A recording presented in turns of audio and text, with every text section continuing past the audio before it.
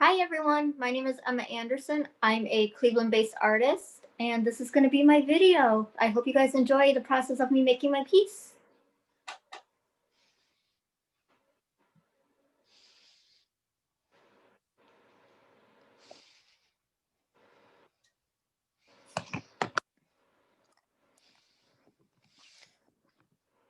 So Emma, where do you get your ideas for your artwork? So my artwork is rooted in expressionism. So most of my artwork actually is rooted in my experiences, and then what I do from that is create nonlinear narratives with my alter egos. So it's pretty much rooted in my everyday emotions in life, and my artwork's kind of like a therapy actually for me.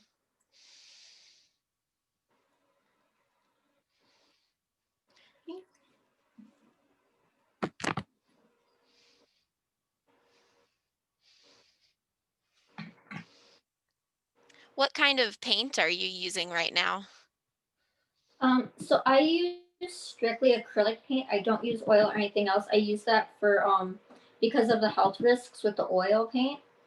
So I solely use acrylic, and then I usually use the Utrecht brand. Sometimes I use Galeria. It just kind of depends.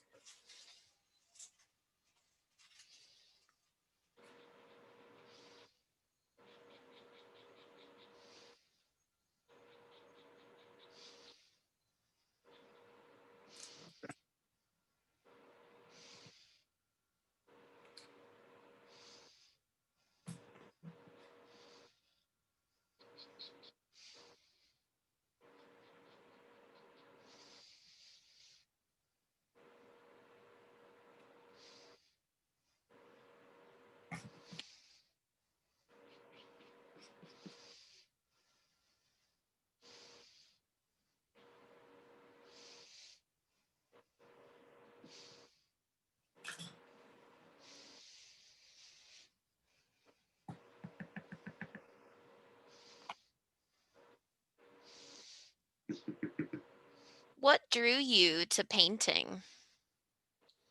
It's actually something that I've done since I've been very young. I've always like had a passion for art. But actually, what really got me into it was I'm actually a childhood cancer survivor. So for me, art was a really big way for me to get through that period.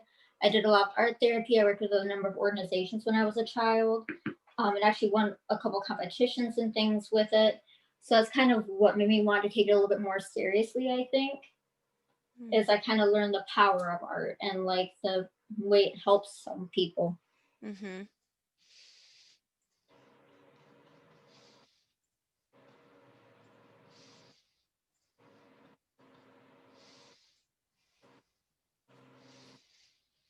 Tell us a little bit about this piece you're working on. So right now, I've been in the process of starting a new body of work about something personal that's happened to me over this past year. And so this is just one of like, so a lot of my work, it goes between mediums. I do collaging, printmaking, sculpture, and all of it takes form in these alter egos. But this was one that originated as a collage, and it was one of my figures from over this period. And so I thought it'd be really cool to do a painting of it Hmm. and bring it into a different form.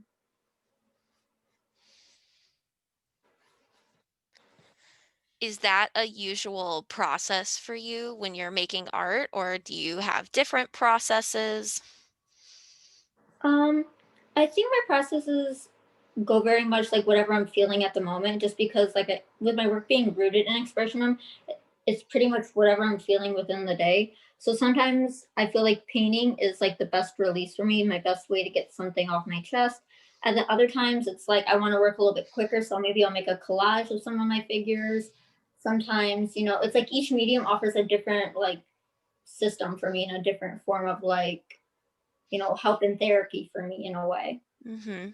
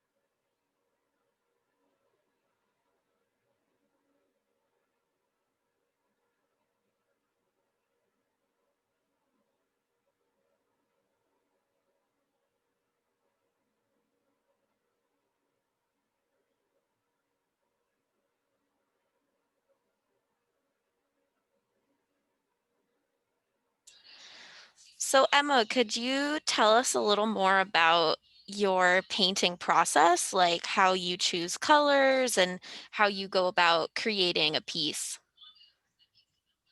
So it really depends, like I said, like how I'm working. So sometimes I go straight into it. Like sometimes I don't go in with an actual idea of what figures are going to be in the piece. So it really depends. Sometimes I'll go in with like more of a preconceived idea of what I want to do. Like today when I took like one of like the collages and was like, okay, I'm gonna adapt that into a painting.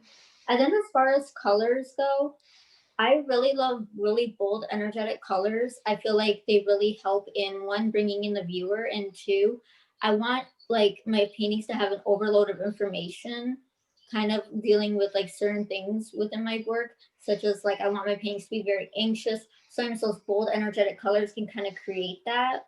Mm. So usually I go for like some more like brighter reds, some bright blues. I use a lot of like really bold purples. Hmm. Um, yeah.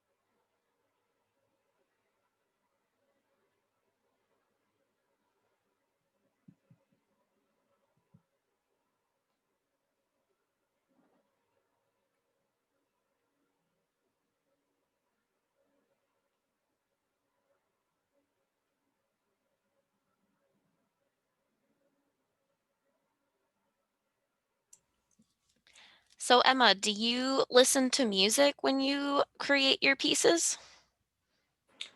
I do usually, yeah. So it kind of sometimes I play a little bit of everything, you know. Usually what I like to do is have something like Pandora going. That way I don't have to worry about picking the music and just kind of whatever station comes up. Hmm. And then sometimes I'll pick like specific music. Like I really like 80s music, so sometimes I'll play a lot of that when I'm working. Um, Lately I've been listening to music. I think just to the year trying to get through 2020 Christmas music, making everyone happy. Um, but yeah, I definitely do. I think it kind of gives you like an upbeat feel in the studio.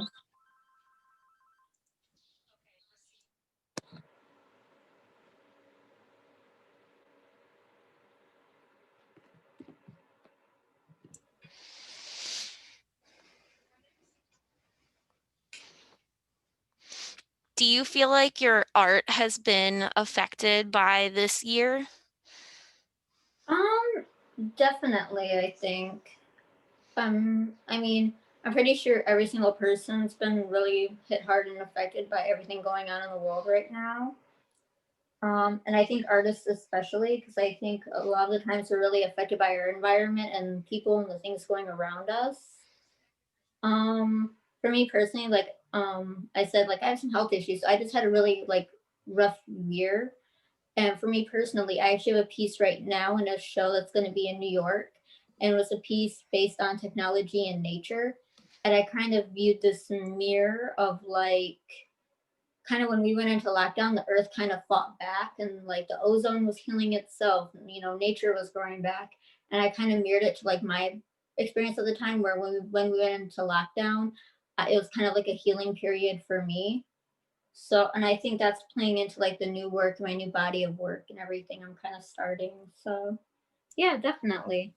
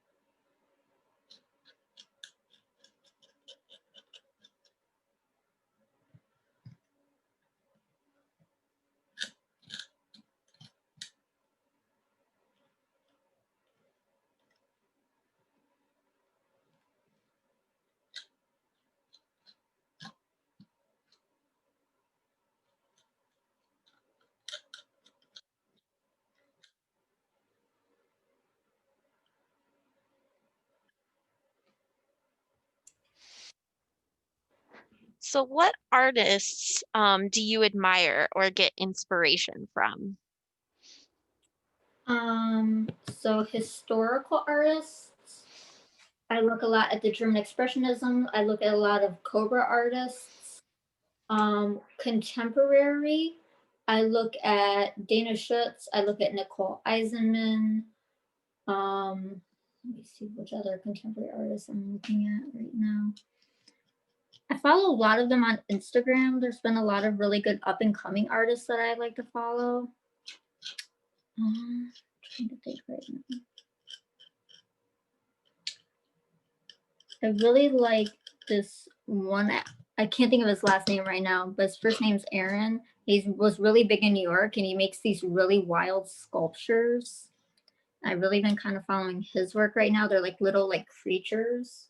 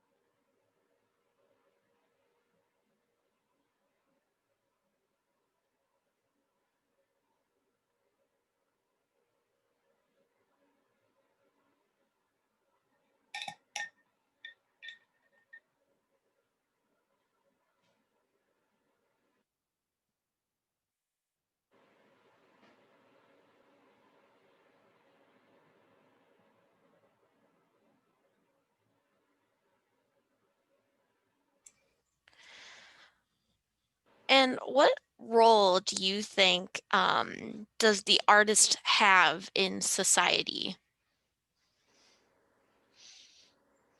I feel like artists have a lot of different roles.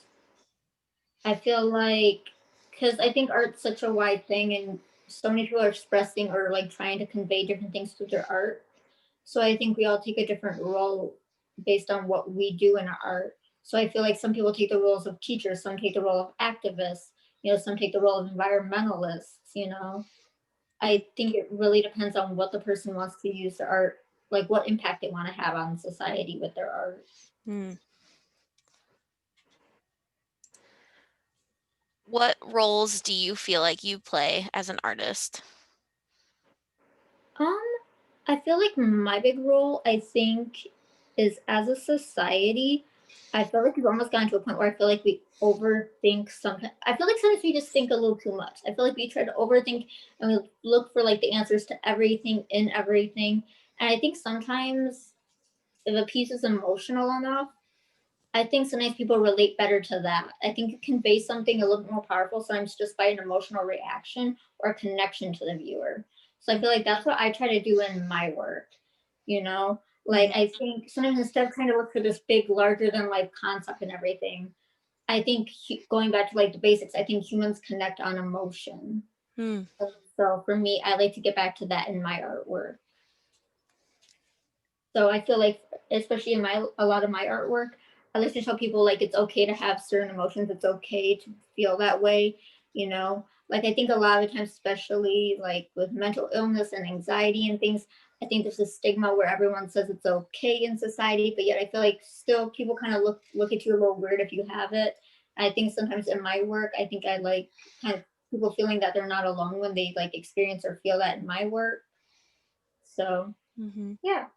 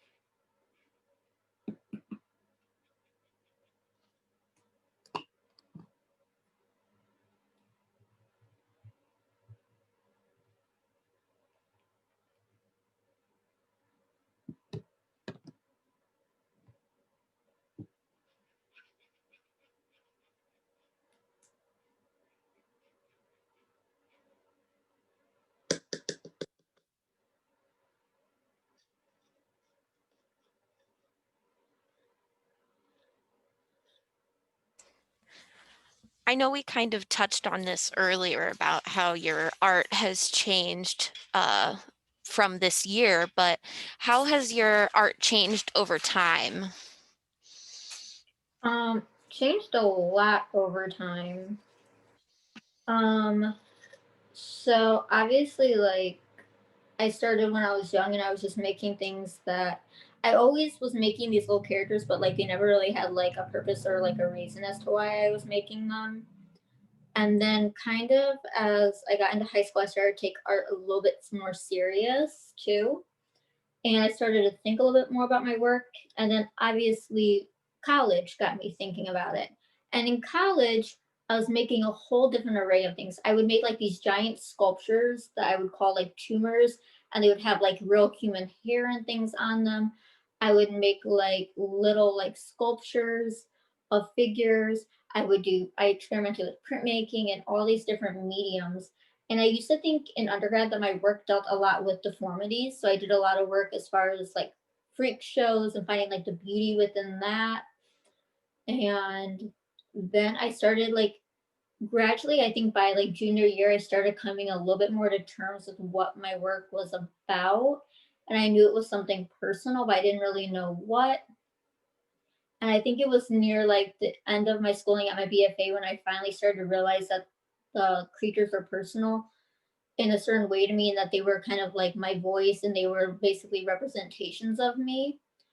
And then once I graduated undergrad, I felt like I just needed more time. I felt like it took me a little bit longer, I think, to realize what my work was really about and what I wanted to do and get out of it. So I actually decided to go to grad school, and I had some professors there who really helped me and kind of broke me out of my comfort zone a little bit with things. And that's where I kind of, instead of just doing singular creatures, I started in a lot of my work bringing in multiple ones. And I was talking about, well, what do you want to convey through these?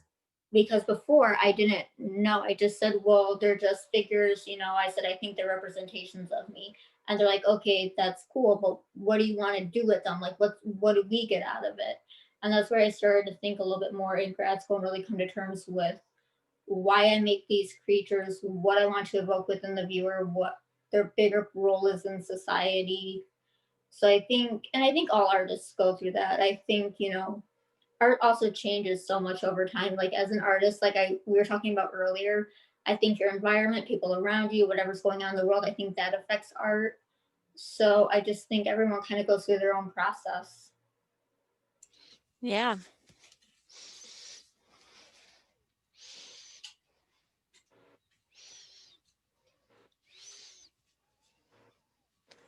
Were you doing painting at that point in undergraduate, or were you more into sculpture work at that time?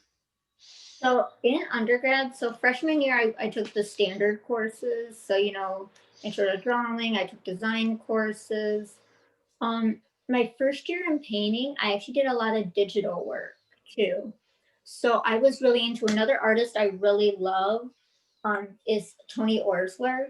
So I really connected his work. He does like these giant projections of like screaming faces and heads. So what I was doing at the time was making these collages, cutting them up, animating them, and then projecting them onto these soft sculptures I would make. And then I also took that where I would turn them into animations. I did one piece. It was called Traveling E, where it was a combination of painting, printmaking, and collage. And I made like I think it was like a 10-minute animation with this figure traveling through different worlds. Um, so I think it went sophomore year. I definitely did painting. I also did a lot of collage, but I also did a lot of digital work. And then I think junior year, I was doing a little bit more sculpture. I made like I think 200 of these little like mud or muck sculptures. And then I kind of had one professor I looked at and I go, I really think I just want to do painting. And she was like, well, the only way you're gonna get better at it and you're gonna, you know, make great paintings is you have to start painting more. Because I think all my mediums, I think painting is the one I have like the most like love hate relationship with. I feel like it's the one I've struggled the most with, and I think it's because just partially I overthink it. I overthink it a little bit, and I take it so seriously. And so part of my process throughout grad school and everything was also kind of letting go and letting loose a little bit in my paintings. Mm. I think that's helped a lot. Mhm. But yeah.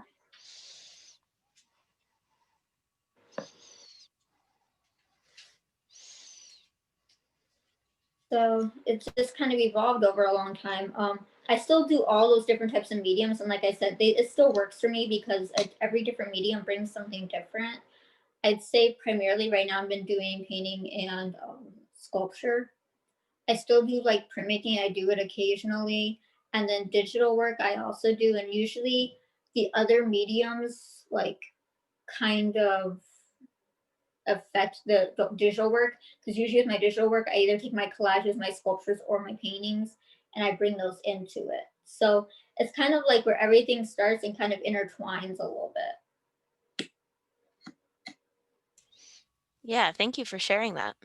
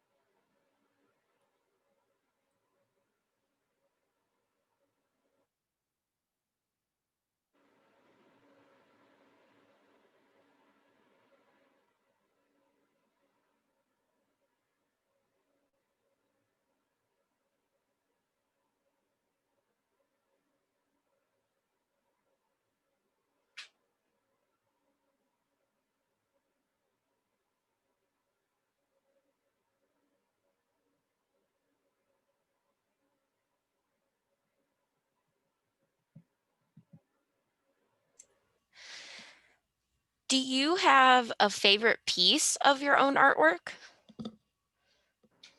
Um,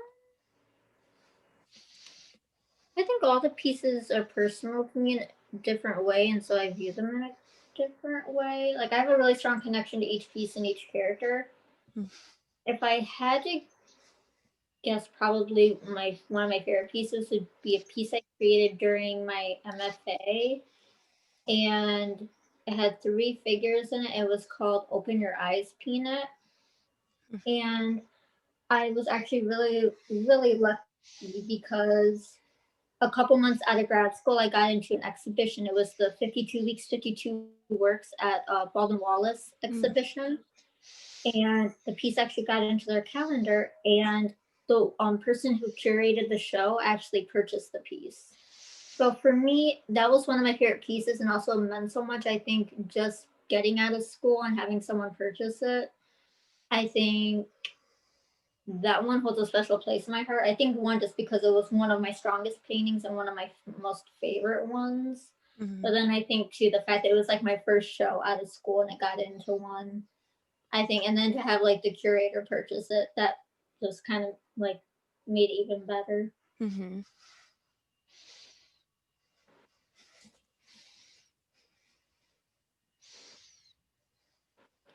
But I think all of them hold like kind of a different place in my heart for a different reason. Like some of them, I have some pieces definitely that I have a hard time that I want to hold on to that I don't think I would ever sell. Um, I have some pieces that are like were created during specific times that I just feel like a real emotional connection to. Mhm. So yeah.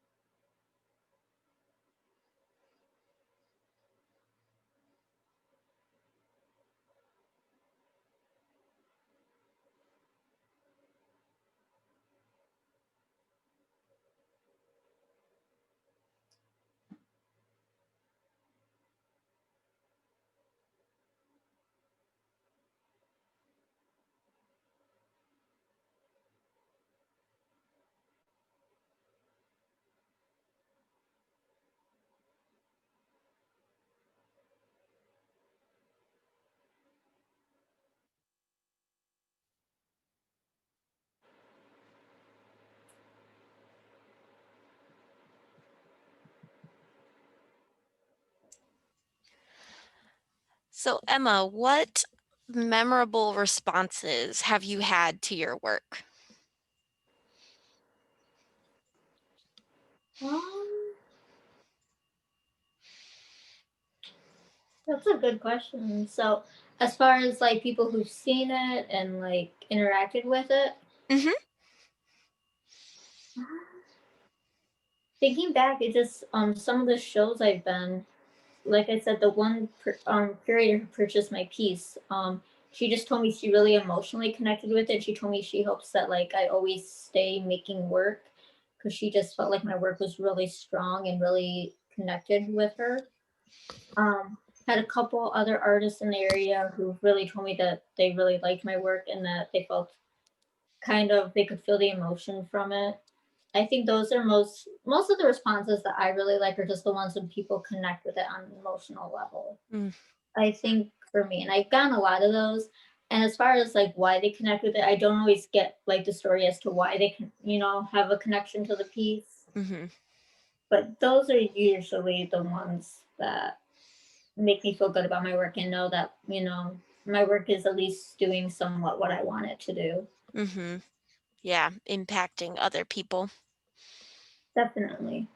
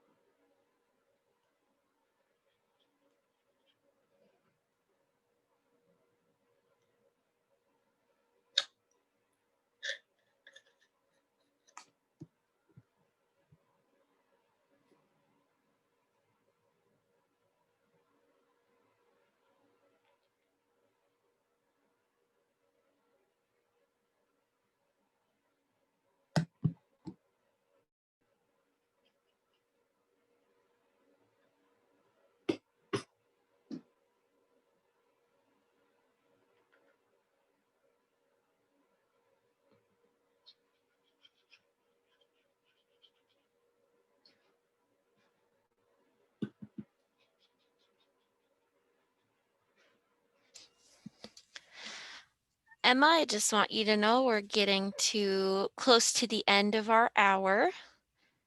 Have Okay. about 5 to 10 minutes left. Wow, that actually went by really quick. Yeah, it did. Okay. Well, I think, and I might still add a few finishing touches maybe after the video, but I think it's getting near the ending point of where it's done. Okay, great. When we get to the end, you can show us how it's looking. Awesome.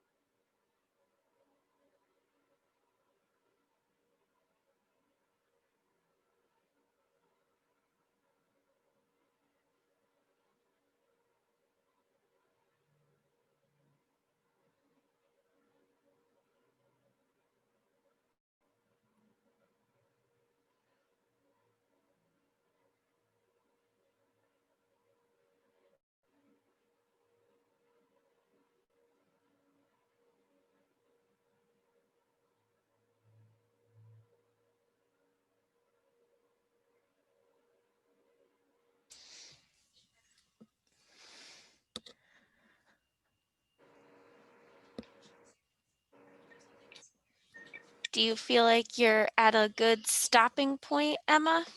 I do. All right, awesome. Would you like to show us? Absolutely. I don't know if you can see it Yes, that clearly. is perfect. So yeah, just kind of a fun little piece, a little painting of one of my creatures. Um, I really had fun doing this, and I really appreciate the opportunity to do this. And I love supporting you guys. And yeah, I hope you guys like the piece. I hope you bid on it. Thank you so much And for being with us today, Emma. no problem. Thank you guys so much. Don't know if you can see me down here trying to get me and the painting there, but yeah. Awesome. Well, thank you guys so much, and I so enjoyed doing this with you guys. Thank you. Thank you.